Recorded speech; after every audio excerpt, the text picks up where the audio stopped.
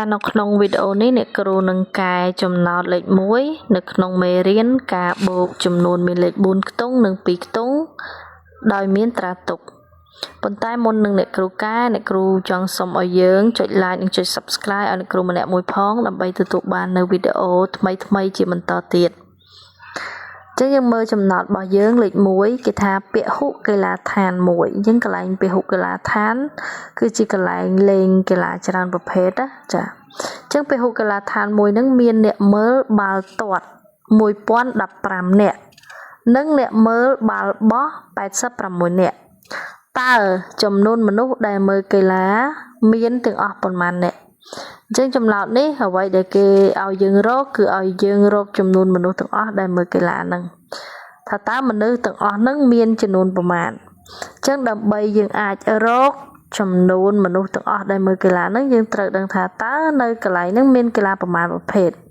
ហើយអ្នកមើលកីឡាមួយមានប៉ុន្មានអញ្ចឹងយើងត្រូវស្រង់ពីប្រធានដែលគេប្រាប់អញ្ចឹងគេមានអ្នកមើលកីឡាបាល់ទាត់អ្នកមើលកីឡាបាល់ទាត់ហ្នឹងគឺមានចំនួន1015នាក់ចា1015នាក់ហើយមួយទៀតគឺអ្នកមើលកីឡាបាល់បោះអ្នកមើលកីឡាបាល់បោះគឺ86នាក់អញ្ចឹងអ្វីដែលគេឲ្យយើងរកគេរកឲ្យយើងរកចំនួនមនុស្សសរុបដែលមើលកីឡាទាំងអស់ហ្នឹងរកចំនួនមនុស្សសរុបដែលមើលកីឡាទាំងអស់ហ្នឹងថាតើមានប៉ុន្មានអញ្ចឹងដើម្បីរកចំនួនមនុស្សទាំងអស់ដែលមើលកីឡាហ្នឹងគឺយើងត្រូវយកចំនួនមនុស្សដែលមើលកីឡាបាល់ទាត់ហ្នឹងដាក់បន្ថែមនឹងចំនួនមនុស្សដែលមើលកីឡាបាល់បោះនោះយើងនឹងឃើញចំនួនមនុស្សសរុបអញ្ចឹងចំនួន1ដាក់បន្ថែមនឹងចំនួន1ទៀតតើយើងប្រើប្រមាណវិធីអី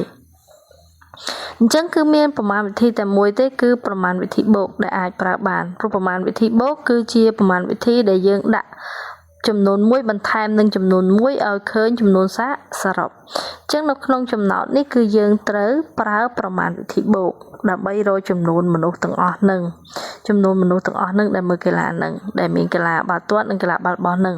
អញ្ចឹងបន្ទាប់ពីយើងវិភាគនិងជ្រើសរើសប្រមាណវិធីរួចហើយគឺយើងចាប់ផ្ដើមសរសេរចម្លើយឲ្យគេហើយកន្លែងគិតនេះគឺយើងអាចគិតនៅលើกระดาษព្រាងណាអត់មានទៅសេកន្លែងចម្លើយឬក៏នៅលើប្រធានដែលគេដាក់ឲ្យទេជៀសវាងកខ្វក់គ្រូក៏ដកបន្ទុកយើងចឹងយើងដាក់ចម្លើយមកចាយើងដាក់ចម្លើយមកមានពីរខាងមានប្រមាណវិធីនិងរបៀបឆ្លើយដែលប្រមាណវិធីជាខាងដែលយើងគណនាលេខហើយរបៀបឆ្លើយគឺជាខាងដែលយើងរៀបរាប់ឲ្យអ្នកដែលគេអានប្រធានចំណោទអានចម្លើយចំណោទរបស់យើងនឹងគេយល់ចឹងអ្វីដែលយើងត្រូវរកគឺរកចំនួនមនុស្សទាំងអស់ដែលមើលកីឡាអញ្ចឹងយើងយកចំនួនមនុស្សដែលមើលកីឡាបាល់ទាត់គឺ1015នាក់ហ្នឹងបូកនឹងចំនួនមនុស្សដែលមើលកីឡាបាល់បោះគឺ86នាក់ចាបូកទៅយើងនឹងឃើញចំនួនមនុស្សទាំងអស់ដែលមកមើលកីឡានៅកន្លែងពហុកីឡាដ្ឋានហ្នឹងហើយអញ្ចឹង5ចា5បូក6ណាយើងចាប់ផ្ដើមបូកពីខ្ទង់រាយអញ្ចឹងដើម្បីបូកចំនួនដែលមានលេខ4ខ្ទង់និង2ខ្ទង់គឺយើងត្រូវតម្រៀបលេខឬក៏សរសេរលេខនឹងឲ្យត្រូវតាមខ្ទង់រួចហើយចាប់ផ្ដើមបូកពីខ្ទង់រាយអញ្ចឹងយើងបូក5និង6នេះមកដោយសារអានេះខ្ទង់រាយនេះតួទី1នេះហើយ6នេះខ្ទង់រាយនេះតួទី2អញ្ចឹង5បូក6ឃើញ11អញ្ចឹងយើងសរសេរលេខ1អញ្ចឹងចាប់ពី10ឡើងទៅគឺយើងត្រូវត្រាទុកចាបបូកឃើញ20យើងត្រាទុក2 30យើងត្រាទុក3រហូតដល់9យើងត្រាទុក9អានេះឃើញ11នេះយើងមើលលេខ11អញ្ចឹងគឺយើងសេលេខខាងចុងនេះនៅខាងក្រោមនេះ11គឺសេលេខ1ហើយត្រាទុកគឺត្រាទុកឡើងខ្ទង់10អញ្ចឹងត្រាទុក1អញ្ចឹង5បូក6ស្មើ11សេលេខ1អន្តរាទុក1 1បូកនឹង1 2 2បូកនឹង8 10យើងមានបែបនេះ